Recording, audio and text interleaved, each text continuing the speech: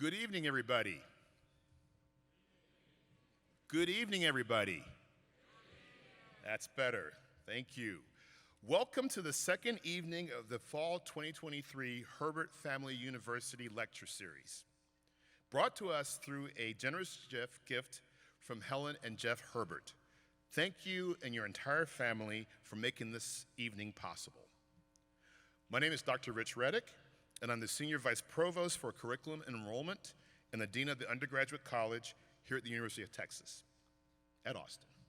I'm also a longtime professor in the College of Education in the African and African Diaspora Studies Department, and this semester I'm teaching a signature course, or as you might know them as a UGS course, called Black Austin Matters with Dr. Lisa B. Thompson. Where are my Black Austin Matters people?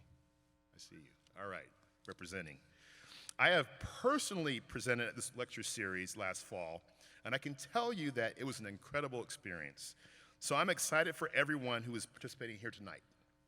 And speaking of this evening, please join me in giving a round of applause to welcome our speakers for tonight's lecture, For the Love of You, Taking Care of Your Health and Well-Being at UT Austin.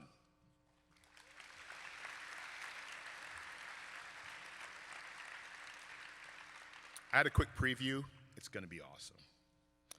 I'll introduce each speaker before their lecture, but first, some quick housekeeping.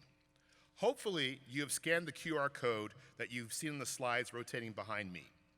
We'd love for you to send in any questions you have during the lecture. Once our third speaker has finished, we ask that you remain seated for a 5 to 10 minute question and answer session that will conclude the evening. Please do not get up out of your seats until the Q&A is finished. And so, our first speaker tonight is Reagan High School graduate, Dr. Bridget Goosby. Dr. Goosby is a professor in the Department of Sociology in the College of Liberal Arts. She is likewise a co-director of the Life HD Health Disparities Research Lab at the University of Texas at Austin with Dr. Jacob Cheadle. The primary aim of her work has been to measure and assess the dynamic biosocial pathways through which social marginalization more broadly and racism specifically shape the health risks of targeted populations over the life course. Dr. Goosby is currently teaching a UGS titled Race, Ethnicity, and Health. Again, it is my pleasure to introduce you and welcome you to this event.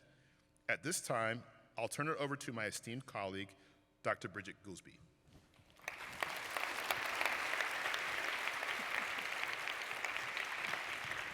So thank you so much for that introduction, and it was really exciting. Briefly, I will just say that Dean Reddick and I realized that we went to the same high school. That's why Reagan came up. So that was very exciting.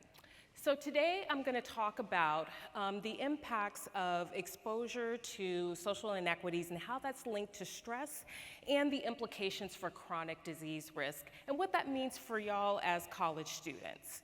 And so first, I'm going to talk a bit about sociology, kind of big picture, right? So as sociologists, we are interested in understanding how being placed in particular social categories are linked to a variety of different outcomes, right? So if you're part of a group that might be considered more disadvantaged than another group, or more valued than another group, or less valued than another group, how does that have implications for your well-being across a number of outcomes? And we can think about different categories. So in the US, we've got multiple categories under which you would be considered part of a particular group and the implications of that for outcomes. So we can think about in terms of social class or socioeconomic status being a group that has differential outcomes potentially. We can think about this in terms of categories of race and ethnicity. People who are parts of certain groups may be more likely to experience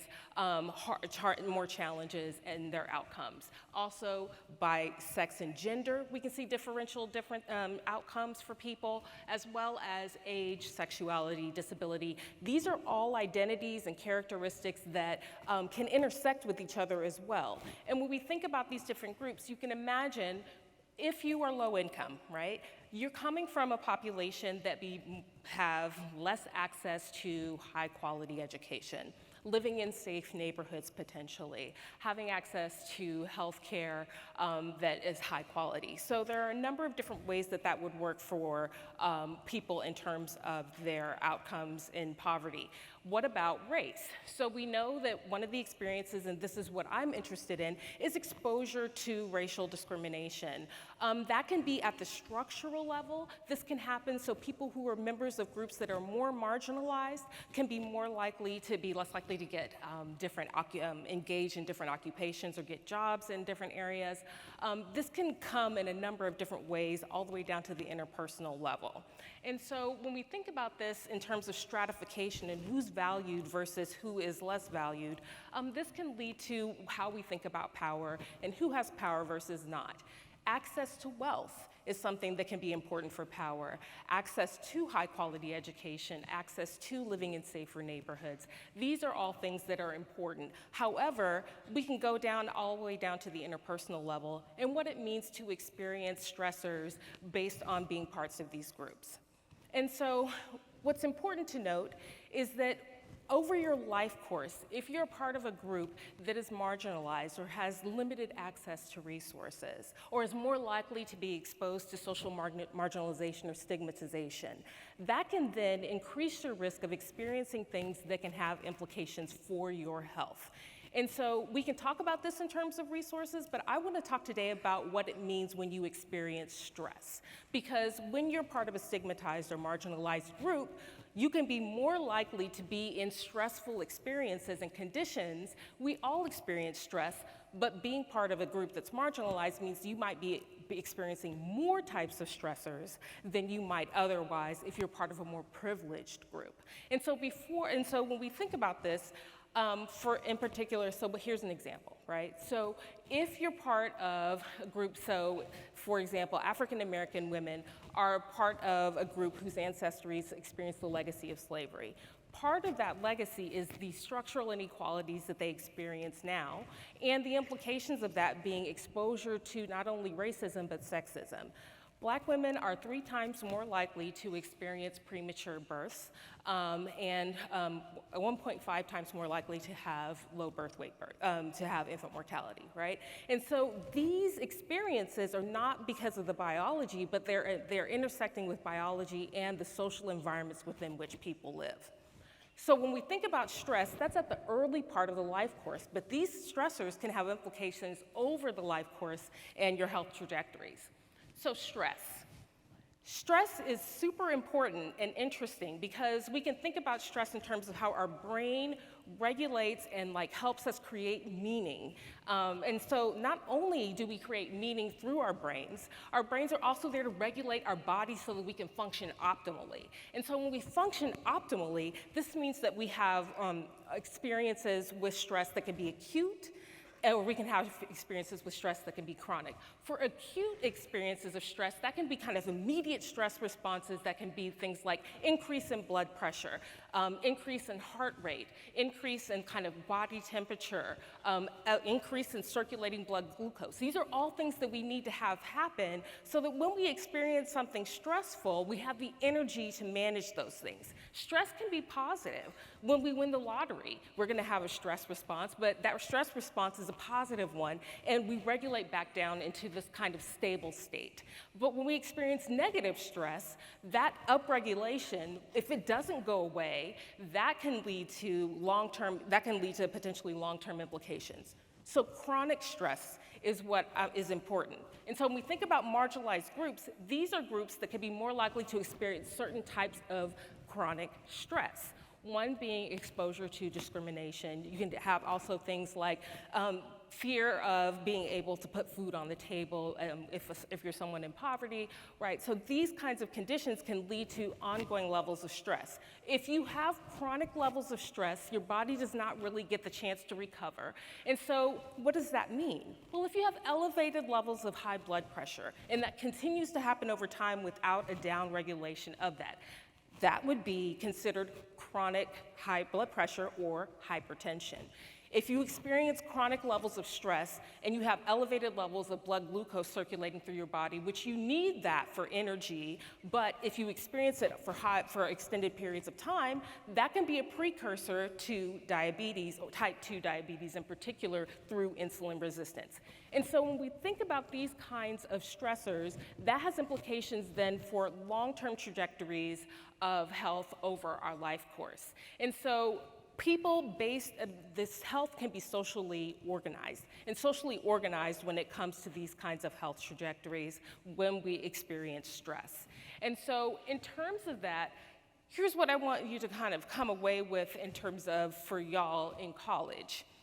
Think about the fact that people come from different backgrounds. They come from different kinds of stories, and their biographies are written on their bodies. And so we bring that with us. We aren't in a bubble. And so when we come from the environments that we come from, those environments can also kind of regulate the risk of chronic illness.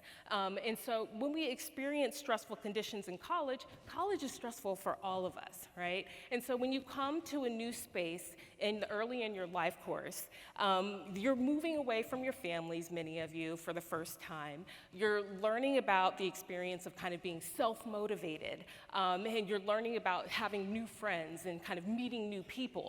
But in addition to that, for people who are parts of groups who experience kinds of these other kinds of stressors, who don't have the comfort of having wealth when they come in, having to think about where their next meal is going to come from, being differentially treated, these are things that can be associated with elevated levels of stress. In our own work, we've actually found in our lab that for students who are kind of concerned about and have stress around student loan debt, they have higher levels of depression and anxiety. So we had studied college students. We also found that for students who experienced discrimination, that they had indications of sympathetic nervous system arousal, which is part of our cardiovascular system.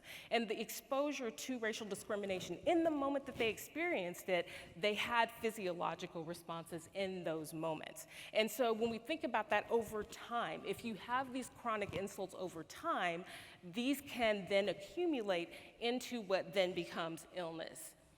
But I don't want this to be a kind of doom and gloom moment. I don't want this to be something to think that, oh, if I'm part of this group, it's going to be deterministic, and so I'm not going to succeed, or I'm not going to do well, or I'm going to have a propensity to be sick. That's not what I'm saying. What I'm saying is that we should understand that there are implications for the ways in which people grow up and the experiences that they have, and what that means when our biology intersects with the environments that we grow up in. But also important to note is that there's a huge sociological literature that actually is about the study of social support. And the fact that social support really matters for protecting people and offsetting what can be the detrimental impacts of growing up with experiencing marginalization or being part of a stigmatized group. And so mobilizing social support matters for protecting your health. One of the really interesting things that we found in some research that we did was that college students who are around their friends do experience these kinds of physiological upregulations in the real time that they're experiencing being with their friends. But that is like a positive form of stress. We call that eustress. And so having these kinds of experiences that allow your body to have this upregulation, but then that then leads into relaxation and recalibration, can actually help with the experiences that you have. And so I would just really encourage you, one, to acknowledge that we're all coming from diverse kinds of backgrounds and that we don't really know what people are experiencing when they come in, but understanding that we should all be able to mobilize support, mobilize being with our friends, mobilize the resources that we have here at the University of Texas for y'all, because I think that what's important here to understand also is that we want you to not only survive being students here, but we want you to thrive. Thank you.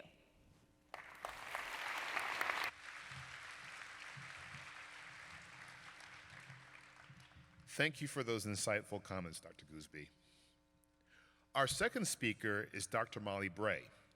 Dr. Bray is the Department Chair for Nutritional Sciences and a professor in the Department of Pediatrics in the College of Natural Sciences. She's a first-generation graduate, and her research is focused on the genetics of obesity and response to obesity treatments. Dr. Bray currently leads one of the largest genetic studies of exercise adherence established to date, the Training, Interventions, and Genetics of Exercise Response Study, TIGER, with a total cohort of more than 3,500 individuals. I have to also make the point and tell you that Dr. Bray climbed Mount Kilimanjaro recently, which is pretty awesome. Yeah.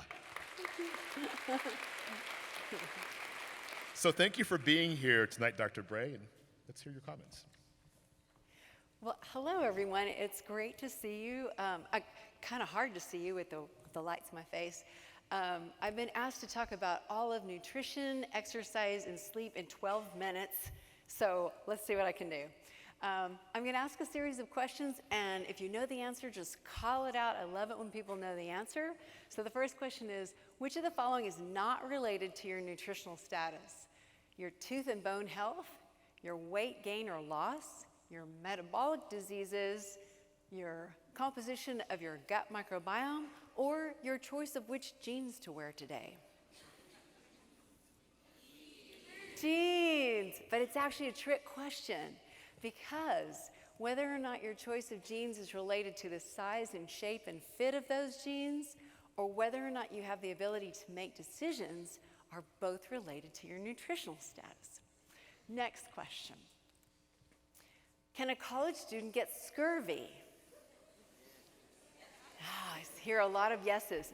And in other words, can a college student be malnourished? So for those of y'all who are familiar with scurvy, you're thinking about these English sailors who sailed across the ocean. Arr, matey, if you have bleeding gums and your itchy feet and your stomach rumbles and nobody likes you, then you'll probably have scurvy, so get off our ship. And the reason why they said get off the ship is because for many, many hundreds of years, scurvy was thought to be a contagious disease. So the classic sign of scurvy is bleeding gums. And if you or I had bleeding gums, we would probably go to the dentist. We wouldn't first think about nutrition. We might brush our teeth a little bit more. As scurvy progresses, you start to develop this rash on your skin. It's little micro hemorrhages in your pores. Your skin hair turns a little bit curly.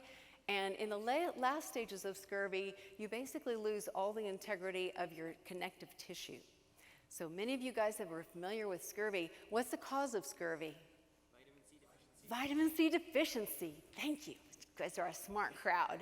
So if I'm a college student and I'm going to be on the scurvy diet plan, the mainstays of many college students is beer and ramen noodles, which all of you might become familiar with as new college students.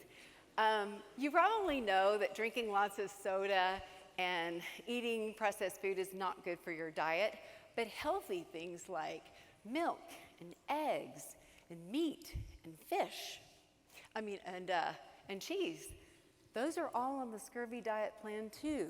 Why is that? Completely lacking in vitamin C. So how stressful is that? How in the world are you supposed to know which foods have vitamin C? And that really stresses you out. But your friendly neighborhood nutrition experts have given you some terrific advice, which is eat the rainbow. So what the eat the rainbow advice refers to is the fact that a diet that is replete with fruits and vegetables is also rich in nutrients, including vitamins and minerals. And it's also low in calorie density. So you don't have to think at all. The average recommendation is to eat 5 servings of fruit and vegetables per day. And I will tell you that almost nobody does that. But if you eat even a few servings, that is gonna improve your life. And in fact, 1 orange gives you 75% of the vitamin C that you eat. And I will tell you, I was giving this talk, practicing it for my son who's 20, and he was like, "Where are the oranges, Mom?" So eat your rainbow. Okay, next question. Which is more important, water or food? Water. Oh, y'all are a good, smart crowd. Actually, it's a kind of a trick question, right? Because they're both important. But if I had to choose, I'd say water. Probably you guys, because you're very smart, know that the average person can last about 3 days before they experience some significant deleterious effects of dehydration. And whether or not it's 3 days or longer or shorter depends on your hydration status, it depends on your age and gender, and it also depends on the environment you're living in. So not only is hydration status critical for electrolyte balance, which influences nervous transmission and your heart function, it's really important for regulating your body temperature, but many research studies have shown that there's a tight link between dehydration, hydration status, and many levels of cognitive function. And that includes mood, memory, fatigue, mental processing speed, and even your self-esteem. So studies have shown that when people feel anxious and depressed, in some cases, they're actually dehydrated. So I bet this is making you all very thirsty. And the recommendation, in your brain, there's a tiny little area, the hypothalamus, that controls lots and lots of critical functions, and that includes thirst and hunger. And that regulation of your water balance is actually imperfect. If you're feeling thirsty, thirst is a very lagging indicator of dehydration, so you're probably already somewhat dehydrated. So if you're thirsty, drink some fluids. If you're hungry, your brain often confuses hunger and thirst, so drink some water then too. Your tip number 2 is to stay hydrated. Become a water nerd. Embrace that water container of whichever one. It doesn't have to be fancy. It can be fancy, but have your water bottle wherever you go. And in almost every building on this campus, there are filtered water dispensers. And the best thing about drinking filtered tap water is that it also contains fluoride, which many bottled waters do not contain. So be a water nerd. You need about 2 to 3 liters of water a day, about 8 to 12 cups. Limit your caffeinated drinks and sugar-sweetened beverages. Hello, that includes Celsius water. Anybody drink Celsius? Everybody drinks Celsius. Red Bull, Monster drinks, highly caffeinated, highly sugar containing. And try drinking water when you're hungry. It's always the good first thing to do. All right, so what about food? So I want you to think of food as fuel and nothing else. Food is not anxiety producing. It's just something that you can use to nourish your body. If you drive an old clunker, you can get away with putting regular gas in it, right?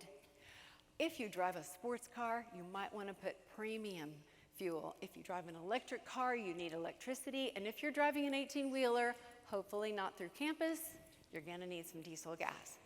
So all those engines need the right kind of fuel, and those engines have very little capacity for overfilling. In the case of your body engine, you also need the right fuel. And this picture kind of emphasizes fruit and vegetables, but you also need proteins, animal or plant. There's many good sources of protein. You need fats, you need vitamins and minerals, and you need water, which is also found in food. And the best way to get all of that good stuff is to eat a variety of food. So any diet that is very limited in the composition of the foods that you eat is probably not giving you everything you need. Get enough fuel. Make sure that you're eating enough food to fuel your brain and your body, and no one on this campus should ever go hungry. I just heard that the Outpost is outside tabling. The Outpost has a food pantry that absolutely help you find the food you need. In Austin, Texas is the Central Texas Food Bank that also has food resources, and all across campus are some amazing resources to make sure that everybody gets enough fuel. On the other hand, try not to overfill your tank with things that aren't really healthy. And it doesn't necessarily mean that you're going to gain weight, but it could mean, as we just saw, that you could become malnourished. Importantly, it is really common when you change settings and you change your environment to gain a little bit of weight. That is a very common thing. The freshman 15 is no longer true, but the freshman 2 or 3 pounds is a thing. So don't worry about it. The important thing there is to find your equilibrium and to love yourself and to be proud of who you are. So tip number 3 is to love your body. And I love that many, many organizations, including college campuses and companies and public health, are embracing this movement about loving your body, body love. So every size, shape, and color is beautiful. Food is nourishment. Food is your fuel. And your body fat, whether you like it or not, keeps you going when there's no food to eat. Okay, true or false? Exercise is fun. True, false, true, false, true, false. How about exercise is painful? True, false, true, false, true, false. So I know from measuring thousands of young college people that about half of you said exercise was fun and half of you said it was painful. And those are valid, true experiences, true feelings based on your own experience of exercise, but also based somewhat on your biology. And there are many, many people who say, I don't get the runner's high. What in the heck is that? I could give you some hints on making exercise more fun, but the feeling of exercise not being fun is actually a true, valid physical thing. True or false, if I'm not sweating and breathing hard, I'm not getting any benefits of exercise. Totally false, thank you. And how about walking is a great exercise for everyone? True. And if any of you guys who don't think of yourselves as physically active people, you are. This is the most walkable campus. And the great thing about walking is that you can accumulate the benefits of walking over time. That's a person who started their day at Starbucks on 24th Street, they walked to McCombs, then they walked to Burdine Hall, then they had lunch at In-N-Out, then they went to the Sloan Center, and then they studied at the library. And that was 3 miles worth of walking. So the best way to incorporate exercise into your life is to make it where you don't have to think about it. And you guys are all going to be really good walkers as you become part of this campus. And some of you probably already know, lots of gyms, playing fields, the rec program, terrific ways to also become and be more active. Last question, true or false? Some people just function really well with no sleep. False, of course false. And the research shows that lack of sleep leads to all kinds of cognitive deficits. Importantly, chronic sleep deprivation is almost the equivalent of a whole couple of days of not sleeping to cram for an exam. So chronic sleep or acute sleep deprivation, very, very deleterious, and recovery can take more than a week from a night of studying all night. So make a plan, get yourself some really good sleep. Some of the best advice for good sleep is to avoid bright lights at the end of the day, to try to keep your phone and your computer out of your bedroom. Alcohol, people think, I'm gonna have a drink, it'll relax me. It actually disturbs the brain waves and disturbs sleep. And adopt a pre-sleep routine that will help you relax. So, 5 tips: eat a rainbow, get some water, love your body, get some walking in, and get a good night's rest. And have a great semester.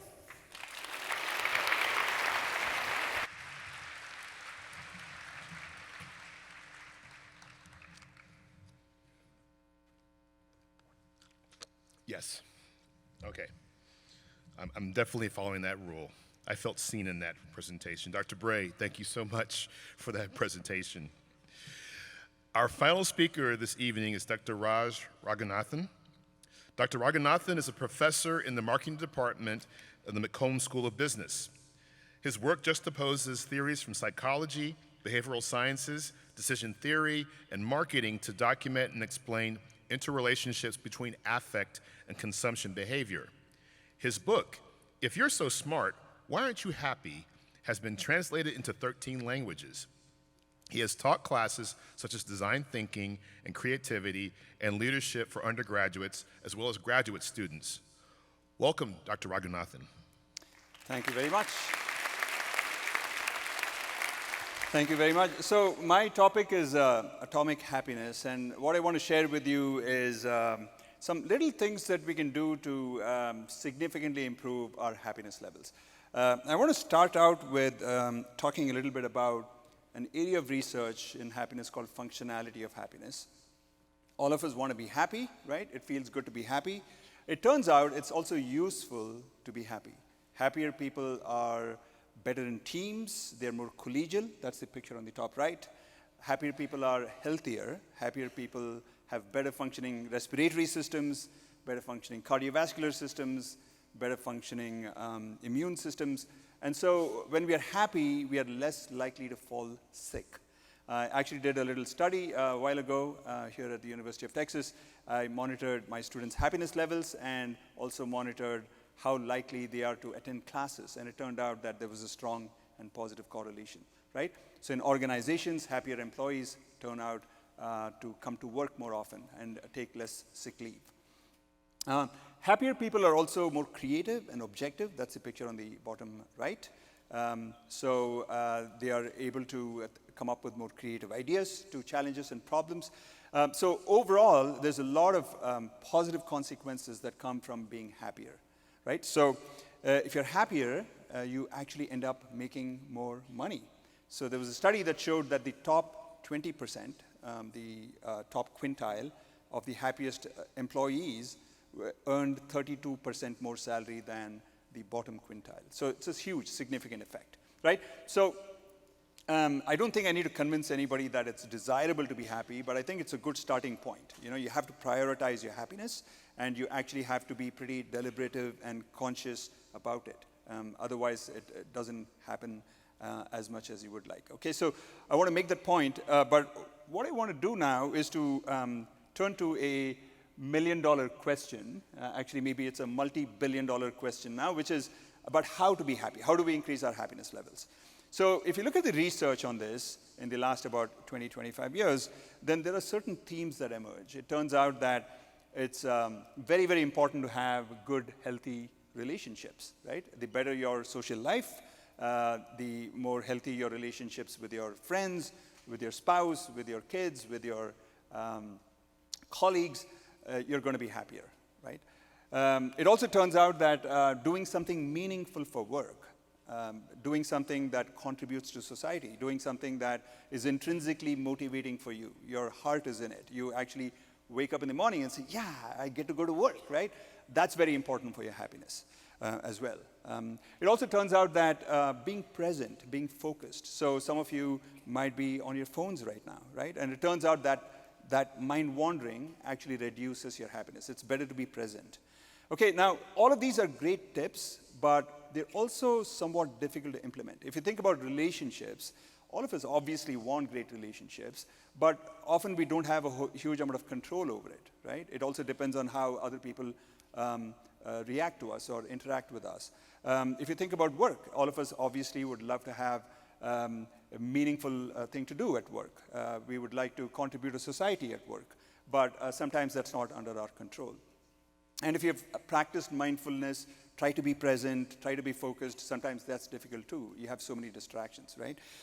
So all of these are good, but also somewhat difficult to implement. And so what I want to turn to is to a set of things that you can do. Actually, I want to talk about one very specific thing that you can do that's a relatively low-hanging fruit that has big payoffs. Okay? And that thing is to develop a long list of likes and to shrink your set of dislikes, right? So if you think about everything that you do on a typical day, you wake up in the morning, maybe you have a coffee or tea, and then maybe you take a shower. Before all that, you brush your teeth, and then you eat some breakfast, and then get ready for school. Some of you commute to work. Maybe you're listening to songs on the way to work, maybe talking to somebody on the way to work, and then you come here, you take classes, and then you might have lunch, and then maybe you go work out at the gym, and then you go back in the evening, commute back, and unwind for the day, maybe watch some TV, go play a game of tennis maybe, and then go to sleep, right?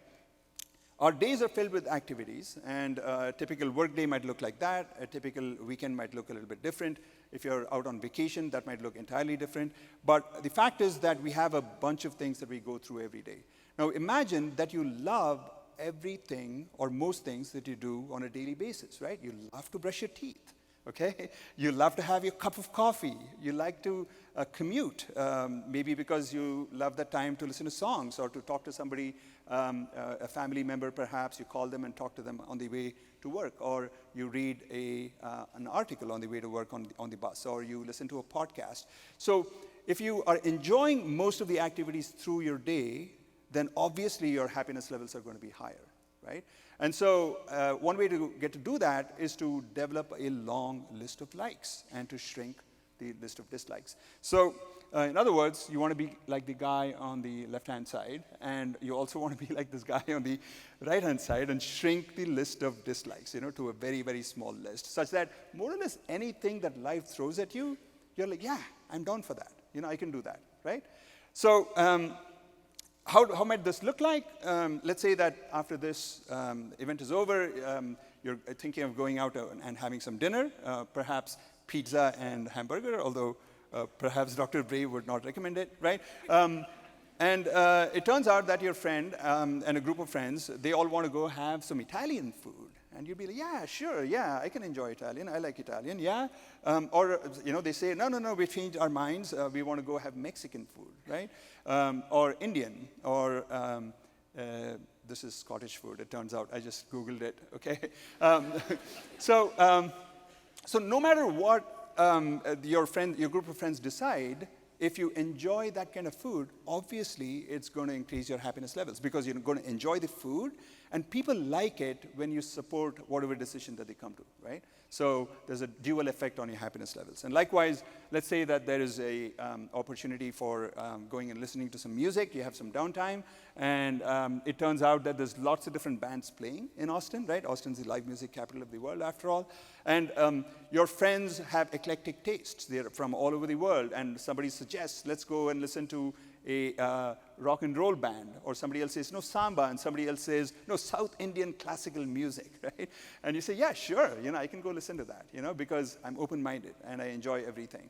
Obviously, you're going to have a better time in life as a whole if that's how you are, right? Or take a final example. Let's say that you're going to Cancun, and your aim or what you want to do is to go and hang out on the beach and go play some beach volleyball, and it turns out that it's really rainy weather, right? This can sometimes happen, right? Life is uncertain. But what if you like a lot of indoor activities, right? So you can go play pool, you can play chess, you can do crossword puzzles, you can listen to music on your own, you can get a nice massage, you enjoy getting massages, right? If that's how you are, then you're obviously going to have a better time in life. So basically, logically, I think it makes sense, right? That if you have a long list of likes and a short list of dislikes, you're going to have a much happier time in life. You're going to enjoy a lot more things. But the question is, how do you get to have this long list of likes? So I'm going to talk about 3 strategies, and all of these are backed by research, and I'm very happy for you to email me if you want to learn more about each of these strategies or anything else that I've talked about today. So the very, very first strategy is based off of research on what's called mere exposure effect. You might call it mere familiarity effect as well. Basically, the idea is that when we get exposed to something repeatedly, we tend to start liking it more and more. So if you rewind back to your childhood, you probably did not like the taste of broccoli and spinach and other vegetables. And my hunch is that for most of you, your list of things, list of things that you like has actually grown rather than shrunk, right? And that's because of that mere exposure effect, right? So sometimes you might have been forced to eat something, and you did not like it at that point in time, but now that's part of the list of things that you don't mind, at least, if not actively like. Okay, so that's the idea, that if you can tell yourself, you know what, I'm going to try something even if I don't like it. I'm going to be open-minded. I'm going to try it out a few times, right? And the idea is that I'm going to strategically build my liking for these things over time. The second strategy is to take advantage of something called classical conditioning. So the idea is, I'm sure you've heard of the Pavlovian dog, right, that started salivating when the bell rang because his master, or his owner, I should say, Pavlov, paired the ringing of the bell with giving it food. And so over time, it started associating the ringing of the bell with food, and so it started salivating. And so the idea here is that if you want to expand your tastes, if somebody proposes something that's unfamiliar to you, then try to pair it with things that you already like. So for example, if somebody says, let's listen to a South Indian classical music concert, say, you know what, I'm going to have pizza and beer because I love those things. I'm going to be in a much better mood. And then if I pair it up with this music, this new unfamiliar music, there's a higher chance that you're going to like it. Okay, so that's the idea there. And the last strategy is probably the most powerful one, and also often very difficult to do, but I'm going to suggest it to you nevertheless, which is to adopt this identity or personality, if you want to call it that, of being open to anything, right? There's a really nice book called Atomic Habits by somebody called James Clear that I would very highly recommend. Basically, the point that he makes there is that when we think about adopting habits that we know that are good for us, like exercising, then having an identity as somebody that cares about physical health really makes it much easier to motivate yourself to go and exercise and to eat healthy and so on, okay? So how many of you actually go to the gym pretty regularly, just by a raise of hands? You know, show of hands, right? Quite a few people are raising your hands. I'm pretty sure that for you guys, your identity is that physical health is important. It's important for me to look good, okay? And that then makes it so much easier for you to then hit the gym or to eat healthy, right? It becomes much more of an uphill task, and you have to exercise willpower and self-control when that's not part of your identity. So if you adopt the identity of somebody who's like, I'm the kind of person that's open to anything. I'm the kind of person that will try anything, not just once, twice, but thrice, right, before I give up on it. If that's your identity, then it becomes much easier, obviously, then to be somebody that can grow your list of likes, because you're going to try everything. And over time, the mere exposure effect is going to kick into effect, and it's going to be part of your repertoire of things that you like. Okay, so if you're the kind of person that says, I see myself as somebody who's curious about many different things, right? Will try anything at least once, not just once, maybe thrice, and will enthusiastically participate in any activity, even if I don't propose it. If somebody else proposes it, so what, right? I'm going to be very enthusiastic about it. So if you adopt that identity, it's going to be far easier. And if you do end up having a bigger list of likes, then what's going to happen is you're going to be more resilient, right? Because no matter what life throws at you, you're going to like it, you're going to enjoy it, or you're at least not going to unenjoy it or dislike it as much. You're going to be fun to be around. People who like things, right? You're going to be a ubiquitous upper. And this is a term that I just invented.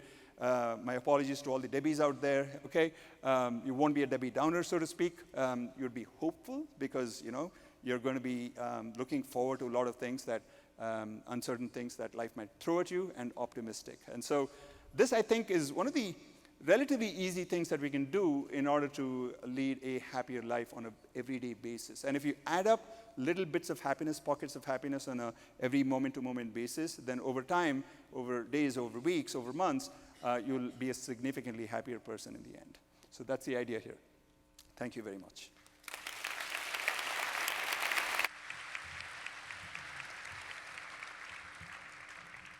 Dr. Raghunathan, thank you so much for those comments. And what a great toolkit of tips and hints for us all. I'm still hydrating, so I'm just make sure I don't slip off of that. So we have some questions, and I want to invite our panelists to respond. We have a few minutes. One question is, what are healthy coping strategies for stress that you would recommend?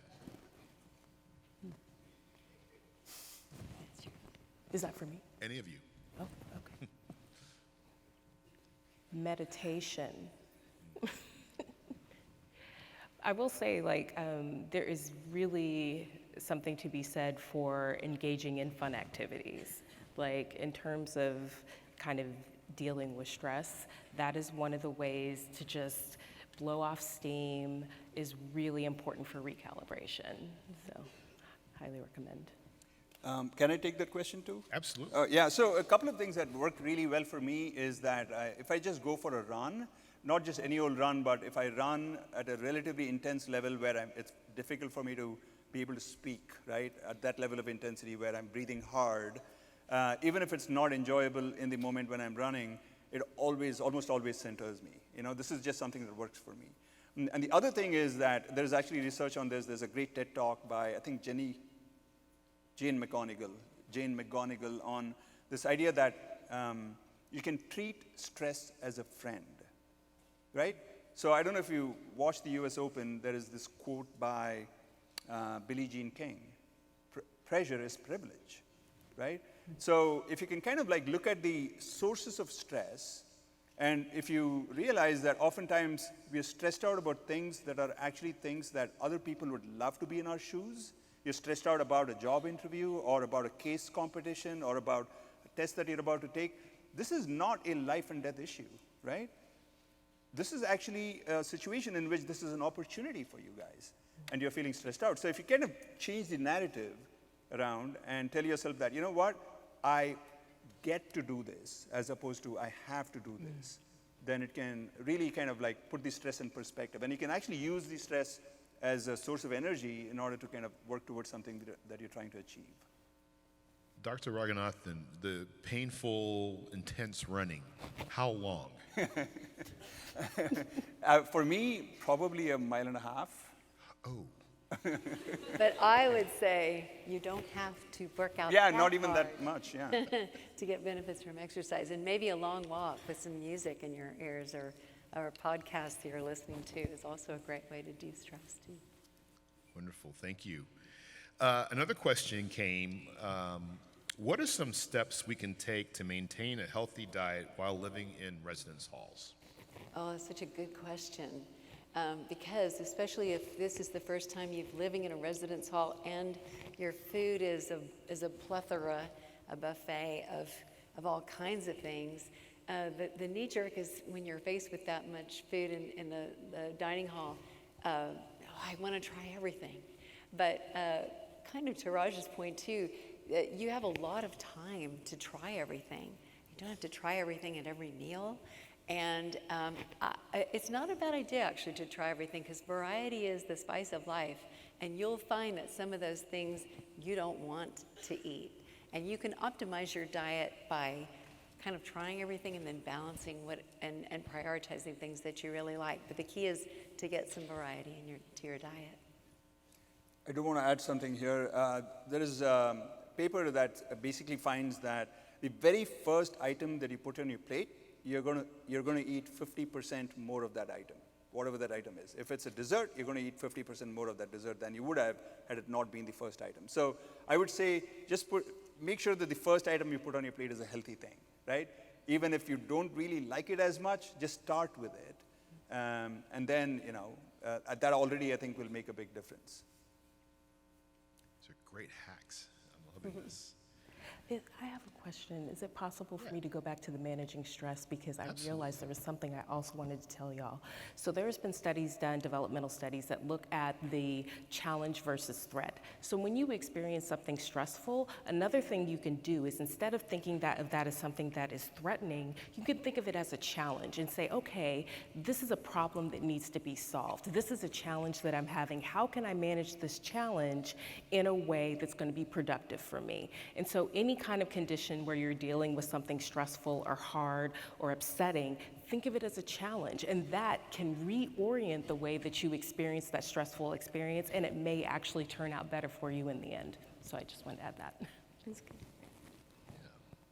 So this is a question for Dr. Bray in particular.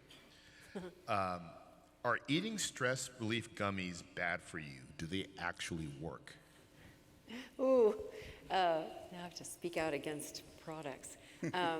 Gummies are a really bad delivery means for vitamins and for many things, and that has a lot to do with the fact that anything that you put into a gummy takes some time to digest and get into your system.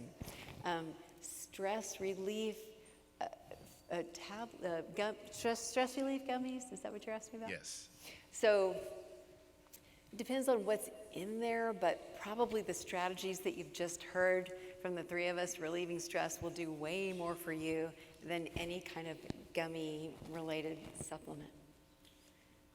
All right, you heard it here first. A great question that came in, and I'd love for you all to reflect on this one. What are some ways to cope with external stressors like family or homesickness?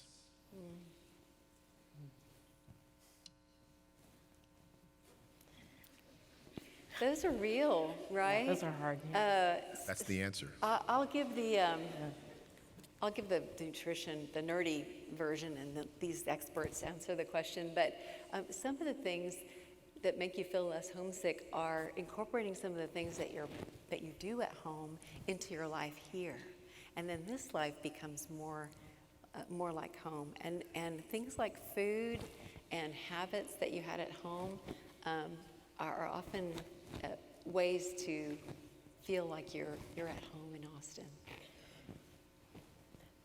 And I would also say, don't, minimize like being in touch with your family. Even if you can't see them, if there's a way for you to be in touch with them, do that. That is really important. And also know that if you're feeling so homesick, you should also consider like talking to somebody about it, right? And so don't just deal with it on your own if you feel like it's becoming so overwhelming that you feel like you can't do what you need to do in your daily life. So stay in contact with your family, reach out to them, even if it's for a short period of time. Do the old school thing, talk on the phone, or have a Zoom thing with them. But stay connected with your family, because that's really important. If you can, stay connected. And also, again, use the resources on campus if you feel like it becomes too overwhelming for you. So the one thing that I'll add here, I actually kind of maybe misunderstood the question. I thought the question was, how do you deal with stress from your family or something like that, rather than your family is a source of support? I think you'd be interpreted both ways. Oh, it could be, okay. So, yeah, if your family is stressing you out, people are huge sources of support, but also huge sources of stress. We are highly social as a species. We get very affected by what other people do and how they treat us, etc. So family too can be a huge source of stress or support. So it's a difficult thing, right? I mean, because we're highly social and we're so dependent on people, if they're a source of stress, then how do you deal with it? I don't think there are any easy answers. I think that in general, you're much more capable of dealing with any stressful situation if you feel centered within you, right? I mean, I'm sure that we've all had this experience where we are really stressed out about something, but then we do something, maybe go for a run, or we have a really great night's sleep somehow, or we talk to somebody that, changes our perspective on things. And then we look at the same problem, it doesn't seem as insurmountable anymore. It doesn't seem like that stressful anymore. And so the idea is to kind of like change your internal state somehow in order to kind of deal with that problem. And I think that then goes back really to, I think the foundation of a happy life is a healthy lifestyle. You got to eat well, move more, sleep better. Eat well, move more, sleep better. I mean, I can't like stress the importance of that enough. And if you do have that as a foundation, then I think that you're in a much better position to deal with most other things in life. And obviously, having great friendships and all that is also important, but what's under your control or more under your control are those three things. And so if you kind of like set your life up in such a way that that becomes a habit, that you generally tend to eat well, you generally tend to exercise, you generally tend to sleep well, then I think a lot of the other problems will get like a little bit easier to handle.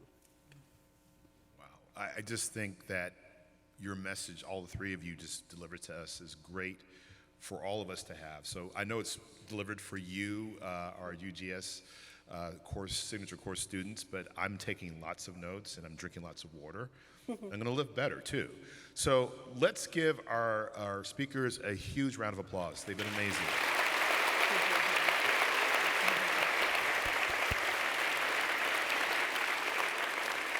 And of course, I want to thank all of you for making it to the Herbert Family Lecture Series this year.